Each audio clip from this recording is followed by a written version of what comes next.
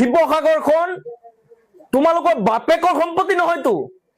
শিৱসাগৰখন চিতু বৰুৱা, জাতীয় সংগ্ৰামী সেনা, যুৱ মঞ্চ এই ধৰণৰ ভণ্ড সংগঠনৰ নেতাৰ বাপেকৰ সম্পত্তি নহয়। মাকেও যৌতুকত লৈ অহা নাই সেই শিৱসাগৰখন, তেওঁলোকক সকীয়াই দিছো। কোনো মুছলমান শ্ৰমিকক তোমালোকে অত্যাচাৰ কৰিব নোৱাৰিবা, স্পষ্টভাৱে সকীয়াই দিছো।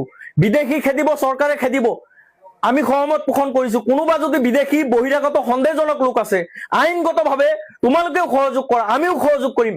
কিন্তু বিদেশী খেদাৰ নামত এই যে প্ৰকৃত কাম কৰা শ্ৰমিকক যে অন্যায় কৰিবা, তোমালোকক কিন্তু এৰি দিয়া নহব। আমাৰ অঞ্চলত বহুত যুৱক সেই অঞ্চলবোৰত কাম কৰিবলৈ গৈছে, শ্ৰমিক হিচাপে কাম কৰি আছে। এইসকলৰ ওপৰত গাত যদি হাত দিয়া হয়, তোমালোকক কিন্তু আমি এৰি নিদিওঁ। সকীয়াই দিছো স্পষ্টভাৱে।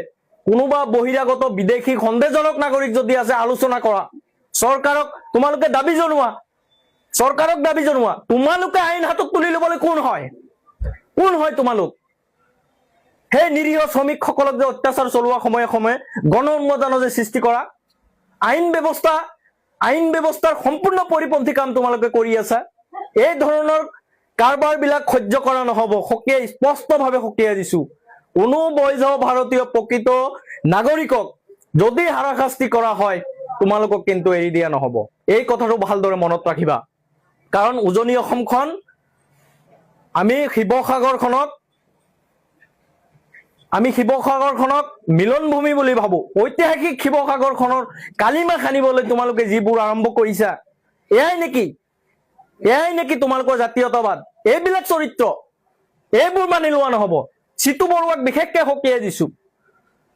যিবোৰ কাম আৰম্ভ কৰিছে, ইয়াৰ জৰিয়তে যদি কোনো সাম্প্ৰদায়িক সংঘৰ্ষ সৃষ্টি হয় অসমত বা উজনি অসমত, ইয়াৰ দায়ী কিন্তু চিতু বৰুৱা, জাতীয় সংগ্ৰামী সেনা, এই ধৰণৰ এই ভণ্ড নেতাসকলে ল'ব লাগিব। আমি আচৰিত হৈছো, দুৰ্ভাগ্যজনক কথা যে এনেদৰে মুকলিভাৱে দিনৰ পোহৰত তেওঁলোকে লাঠি দা লৈ পেলাই মানুহক তেওঁলোকে মাৰিবৰ কাৰণে উদ্যুক্ত হৈ ঘূৰি ফুৰি আছে। এতিয়ালৈকে প্ৰশাসনে তেওঁলোকৰ ওপৰত ব্যৱস্থা লোৱা নাই। ইয়াতকে দুৰ্ভাগ্যজনক আৰু কি হ'ব পাৰে?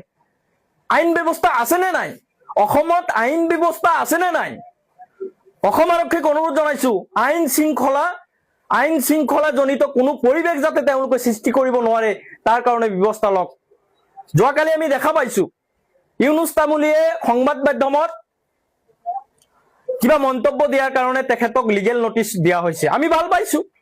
কোনোবাই যদি উত্তেজনাপূৰ্ণ মন্তব্য দিয়ে, তেওঁলোকক অসম আৰক্ষীয়ে দমন কৰাটো দায়িত্ব, কৰ্তব্য। একে সময়তে এই যিসকল ভণ্ড জাতীয়তাবাদৰ নামত ভণ্ডামি কৰি আছে, চান্দাজীৱী এইসকল, সেইসকলৰ ওপৰত কিয় ব্যৱস্থা লোৱা নাই? তেওঁলোকৰ ওপৰত ব্যৱস্থা ল'ব লাগিব।